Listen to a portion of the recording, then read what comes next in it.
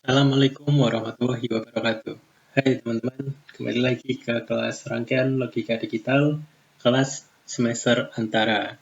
Nah, seperti yang sudah ditampilkan di layar teman-teman, ini soal pretest ya. Tentunya kalian masih ingat yang baru beberapa hari yang lalu ada soal pretest ini. Ya, sebuah rangkaian gerbang logika yang cukup rumit, yang kemudian nantinya soalnya adalah kita mengaplikasikan key map supaya dapat menyederhanakan si rangkaian logika ini. Nah, dari hasil pretest yang teman-teman kerjakan kemarin, dan juga banyak beberapa teman-teman yang bertanya ke saya, Pak, ini bagaimana caranya? Pak, ini kok hasilnya tidak sesuai dengan apa yang ada di contoh? Pak, apakah si tabel kebenaran itu nilainya adalah pasti atau bagaimana? Nah, itu ternyata masih banyak terjadi pertanyaan-pertanyaan semacam itu. Nah, padahal yang harus teman-teman lakukan pada proses penggunaan Keymap ini adalah proses yang bertahap atau step per step. Ketika di salah satu step itu salah, maka step selanjutnya pasti akan salah gitu. Nah, kebanyakan teman-teman yang bertanya kemarin adalah justru di step awalnya yang masih bingung ya. Justru di step awalnya yang masih bingung. Membuat tabel kebenaran dari si rangkaian logika ini ya. Padahal itu basic, harusnya teman-teman bisa kerjakan itu ya. Bagaimana cara membuat tabel kebenaran ini? Ya, ketika teman-teman sudah salah dalam membuat tabel kebenaran rangkaian logika ini, maka sudah fatal hukumnya ya. Maka apapun yang dikerjakan selanjutnya akan menjadi salah gitu. Nah, kita akan bahas bagaimana sih cara membuat tabel kebenaran ya. Oke. Jadi step pertama ini bagaimana cara membuat tabel kebenaran. Oke. Saya akan perkecil dulu. Saya di sini menggunakan Excel untuk mempermudah pekerjaan kita nanti dalam membuat tabel kebenaran. Oke. Gambarnya samping sini kita punya 3 buah input yaitu A, B, C. Oke ya. 3 buah input ini ya. A, B, C. Saya akan beri kotak seperti ini. Saya akan kasih warna yang berbeda. Saya akan kasih warna inputnya ini hijau. Oke, seperti ini. Nah, yang di sini yang teman-teman harus perhatikan adalah nilai pada A, B, C, dan susunannya ini adalah pasti. Oke, Pak, itu A, B, C dapat dari mana? Kok bisa 000, 001 itu adalah ketentuan ya. Ini adalah ketentuan yang ada dari kemungkinan inputan yang terjadi. Oke. Jadi ini semua kemungkinan inputan yang akan terjadi sudah dituliskan di sini. Oke, seperti itu. Jadi kalau ditanya, Pak, itu inputnya pasti seperti ini. Ya, inputnya pasti selalu seperti ini. Langkah selanjutnya. Oke, ini judulnya tabel kebenaran ya.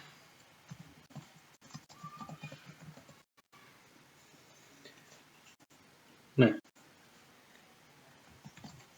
selanjutnya apa yang kita lihat?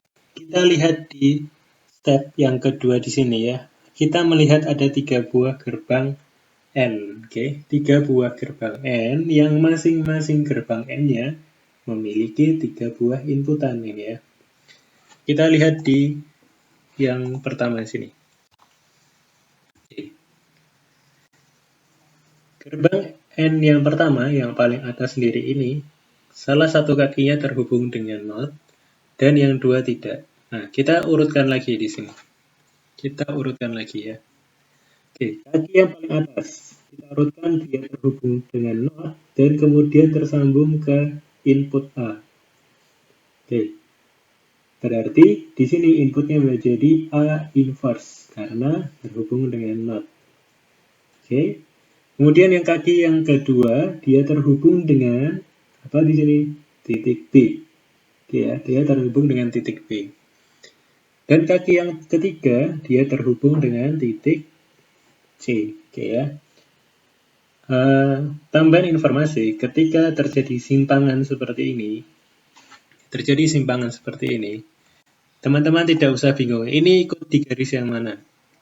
Kalau tidak ada bunder-bundernya seperti ini, maka dia garis lurus gitu ya. Nah, garis lurus, tidak menyambung. Oke ya, berarti yang ketiga ini adalah C, yang kedua adalah B, yang pertama adalah A. Sehingga dapat kita tuliskan bahwa di sini, yaitu gerbang N yang pertama, fungsinya adalah A inverse B C ya. A inverse N B N C, bisa dibilang seperti itu. Atau untuk lebih singkatnya kita langsung bilang saja A inverse BC gitu ya. Oke, ini supaya agak beda warnanya akan saya rubah menjadi warna biru saja. Oke, seperti ini.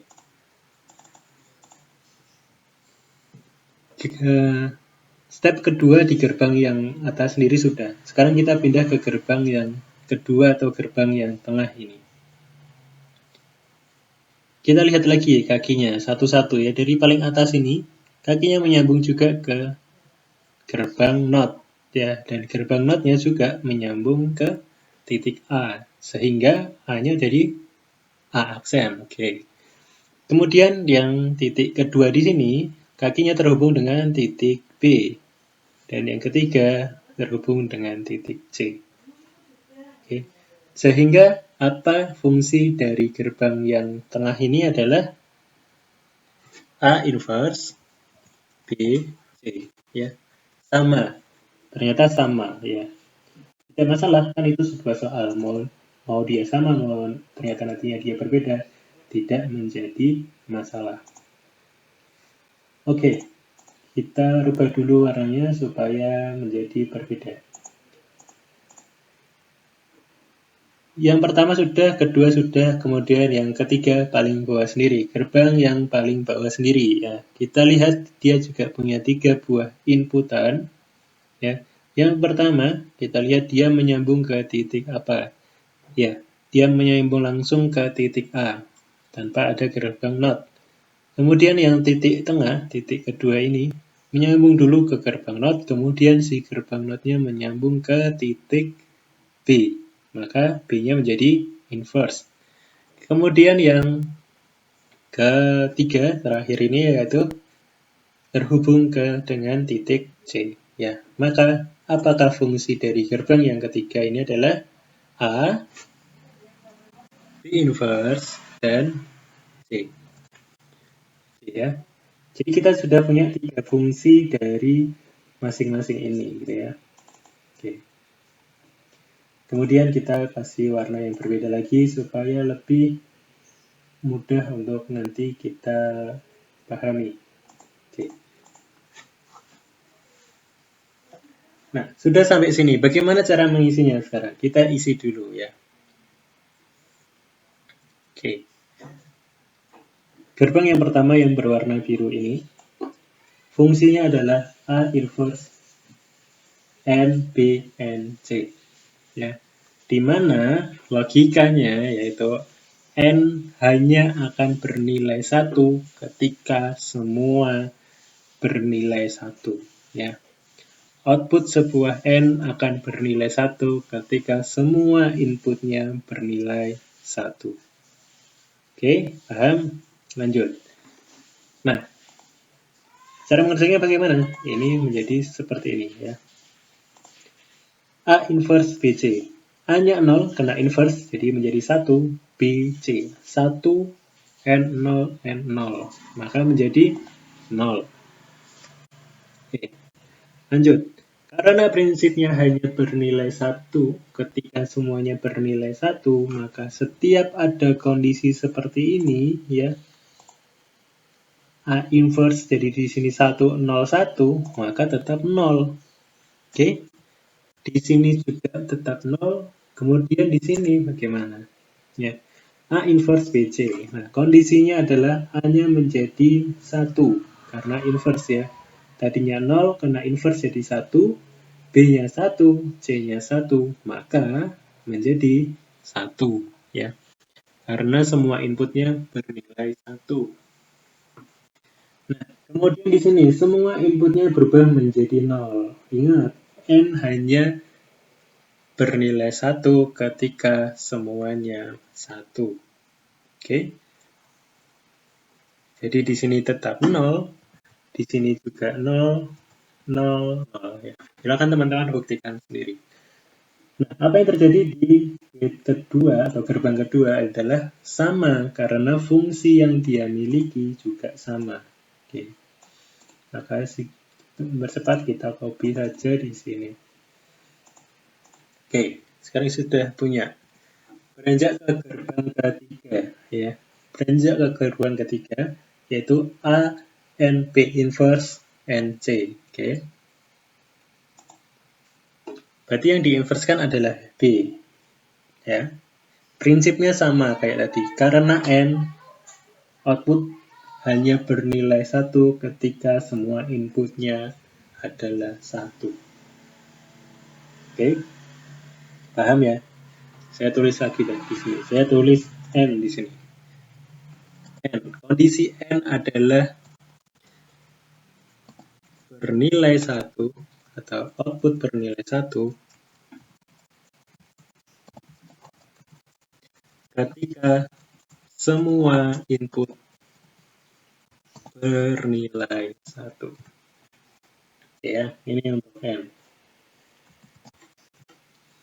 Output bernilai 1 ketika semua input bernilai 1. Oke, lanjut.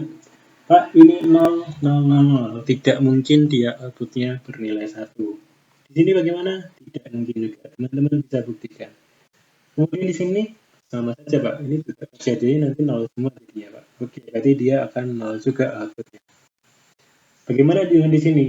Oh, karena B-nya yang di-inverse, ya, karena B-nya yang di-inverse, jadi nilainya menjadi 0, 0, 1. Maka outputnya tetap 0. Bagaimana dengan di sini? Tentunya pasti 0. Nah, di sini sekarang A 1, B-nya 0, tapi B-nya di inverse kan? Ya, jadi B-nya berubah menjadi 1. C-nya 1. Berarti di sini menjadi 1 outputnya karena semua inputnya adalah 1. Kemudian di sini 0 dan yang terakhir juga 0. Oke. Ini sekarang kita sudah sampai sini. Kita punya output dari ketiga ini ya. Dari 1 ini A inverse BC, kemudian yang kedua juga A inverse BC, kemudian yang ketiga adalah A B inverse C. Oke. Ingat, kita masih satu gerbang lagi di sini ya. Dengan fungsi yang di sini diminta adalah fungsi Z. Oke, kalau teman-teman perhatikan, maka Z ini adalah Z sama dengan, kalau untuk dibacanya fungsi Z adalah, atau Z sama dengan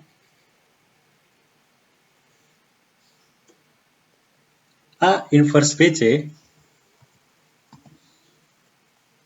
OR, ya karena itu gerbang OR, maka di-OR-kan dengan A inverse BC, di-OR-kan lagi dengan A B inverse C. Sorry, salah. Ini inverse ya. Inverse C.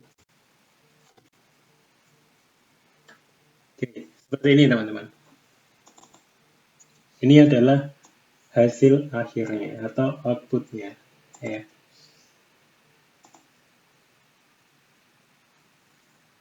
Oke, saya kasih warna yang berbeda.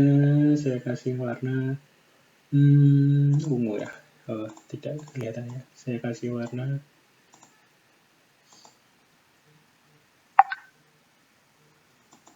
putih. Oke. Nah, seperti ini. Maka outputnya apa yang akan terjadi? Logikanya untuk logika OR adalah ketika saya tulis di sini supaya jelas teman-teman nanti bisa dibaca lagi. Output bernilai 1